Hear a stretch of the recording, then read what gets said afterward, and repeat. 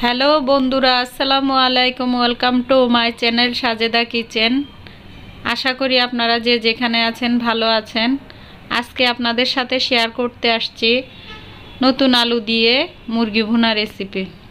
এখানে দেখুন একটি কড়াইতে তেল গরম করে দারচিনি, এলাচি, লবঙ্গ ও 1 কাপ পরিমাণ পেঁয়াজ কুচি দিয়ে দিছি। এখানে 250 গ্রাম আলু কেটে নিয়েছি। 700 গ্রাম ব্রয়লার মুরগি ছোট করে পিস করে নিয়েছি। পেঁয়াজটা নাড়িয়ে একটু ভাজা ভাজা করে নিচ্ছি।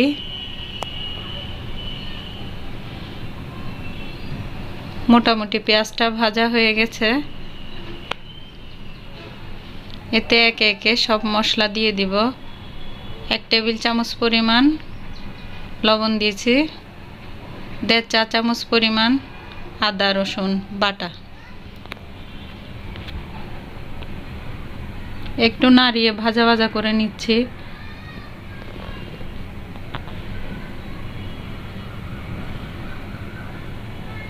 এক চা চামচ পরিমাণ ধনিয়া গুঁড়া,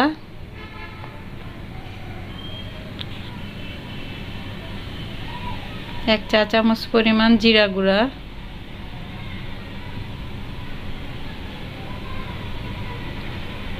1 চা চামচ পরিমাণ হলুদ গুঁড়া, 1 টেবিল চা চামচ পরিমাণ মরিচ গুঁড়া দিয়ে দিছি। যে যা স্বাদ মতো গুঁড়া দিয়ে দিবেন মরিচের গুঁড়া।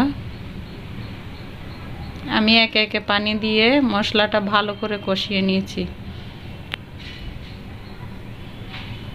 মশলা একেবারে ভালো করে কষানো হয়ে গেছে।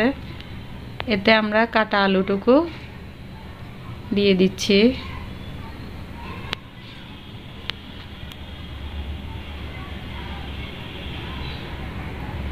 আলুটা ভালো করে কষিয়ে নিয়েছি, নেড়ে চেড়ে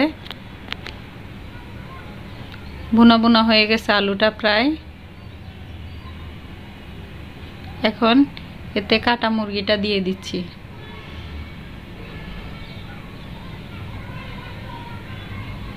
ভালো করে নাড়িয়ে একটু মিশিয়ে দিব। এখানে আমরা কোনো পানি অ্যাড করব না। মাংস থেকে পানি যেটা বের হবে ওইটা দিয়ে সম্পূর্ণ রান্নাটা শেষ হবে। একটু ঢাকনা দিয়ে দিব। ঢাকনা দেওয়ার পরে পানি বের হয়ে যাবে। 2 মিনিটের মতো ঢাকনা দিয়ে আবার আসছি। দেখুন প্রায় অল্প পানি বের হয়েছে।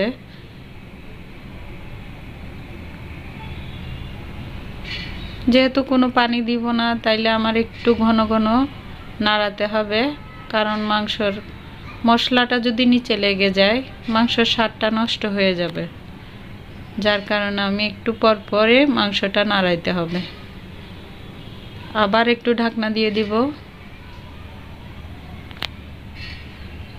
দেখুন অনেকখানি পানি বের হয়েছে। এই পানিতে মাংসটা সিদ্ধ হবে। মাংস আলু দুটোটা সিদ্ধ হয়ে দুটোটা সমানভাবে কষে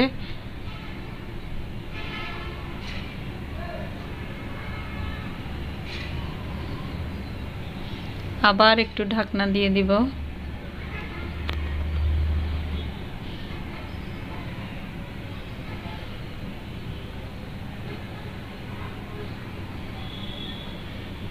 এরপর দেখুন ঢাকনা তুলে আরেকটু নাড়া দিয়ে নিচ্ছি আমরা।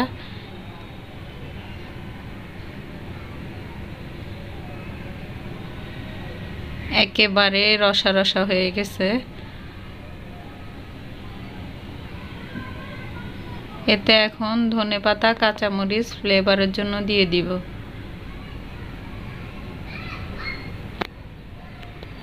দিয়ে আর একটু নাড়িয়ে আবার ঢাকনা দিয়ে দিব।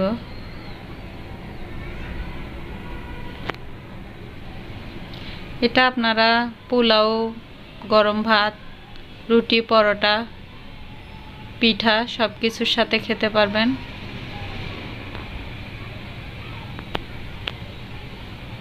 দেখুন রান্নার কালারটা পুরোপুরি চেঞ্জ হয়ে গেছে, একেবারে খুব সুন্দর একটি কালার, তেলও ভেসে উঠছে। দেখুন আমাদের রান্নাটা পুরোপুরি কমপ্লিট। ধন্যবাদ এতক্ষণ আমাদের সাথে থাকার জন্য। ভিডিওটি যদি ভালো লেগে থাকে লাইক, কমেন্ট, শেয়ার এবং সাবস্ক্রাইব করতে ভুলবেন না। আসসালামু আলাইকুম। আবার দেখা হবে নতুন কোনো ভিডিও নিয়ে। ততক্ষণ আপনারা সবাই ভালো থাকুন। আসসালামু আলাইকুম।